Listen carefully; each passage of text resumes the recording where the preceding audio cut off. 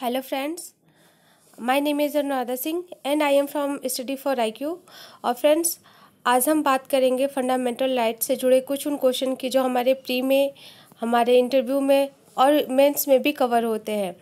ये क्वेश्चंस बहुत इंपॉर्टेंट है, सो आज हम डिस्कस करते हैं इस बारे में। बट पूरे वीडियो को देखने से पहले आप हमारे चैनल को लाइक और सब्सक्राइब जरूर कर दें, जिससे हम और भी वीडियो अपलोड करें, और अपने कमेंट जरूर बॉक्स में हमारे डालें।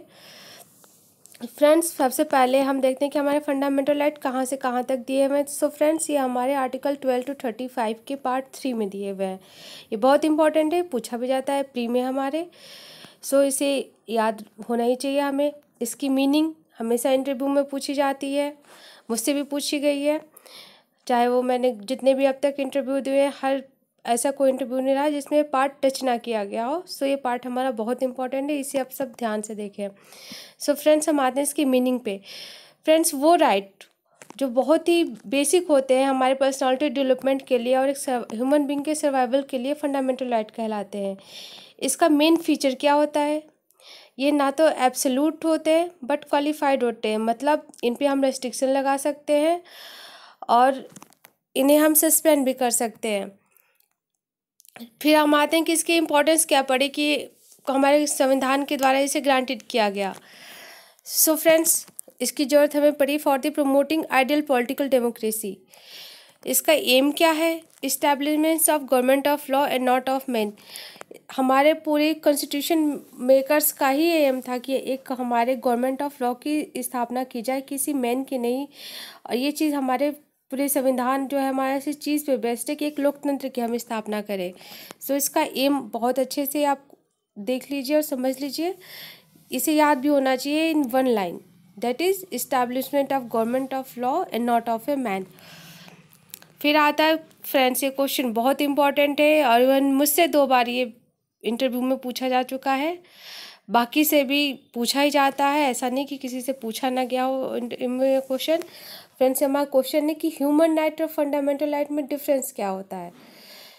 इसका सिंपल सा वन लाइनर आंसर है, all fundamental rights are human right but all human rights are not fundamental rights. मतलब सिर्फ वही ह्यूमन राइट फंडामेंटल राइट है जिन्हें हमारे संविधान यानी कॉन्स्टिट्यूशन के द्वारा रिकॉग्नाइज किया गया है। सभी ह्यूमन राइट को हम फंडामेंटल राइट का दर्जा नहीं देते हैं।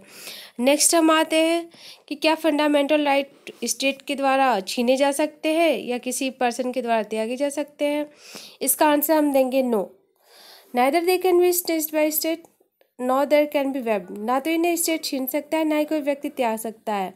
रीज़न, क्योंकि इतने इंपॉर्टेंट और इनएलिजिबल है कि इनके बिना हम एक पर्सन के एग्जिस्टेंस की कल्पना ही नहीं कर सकते हैं। इसलिए ना तो एक स्टेट को ये राइट दिया गया है कि वो इसे स्नेच कर सके, और ना ही एक पर्सन को राइट दिया गया कि वो अपने मन से इसे वेव कर सके। फ्रेंड्स, अगर आपको वीडियो पसंद आ रहा हो तो आप अपने कमेंट बॉक्स में ज़रूर लिखिए और साथ में चैनल को ज़रूर सब्सक्राइब करें ताकि हम और वीडियो आपके लिए डाल सकें। फ्रेंड्स, इस टॉपिक पे एक हमारा केस भी है, बशीर नाथ वर्सेस इनकम टैक्स कमिश्नर, पूछा भी जाता है। ये मेंस में भी क्वेश्चन अलग से दे देते हैं लिखने को, सो आप इसको अच्छे से देख लीजिएगा। नेक्स्ट हम आते हैं कि फंडामेंटल राइट किसके अगेंस्ट हम इन्फोर्स करा सकते हैं।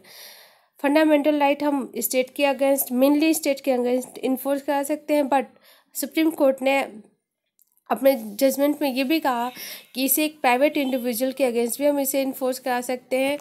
केस का नाम है Indian council for environment legal action committee versus union of India. Thanks friends for watching this video and please like and subscribe and please mention your comment in comment box. Thank you.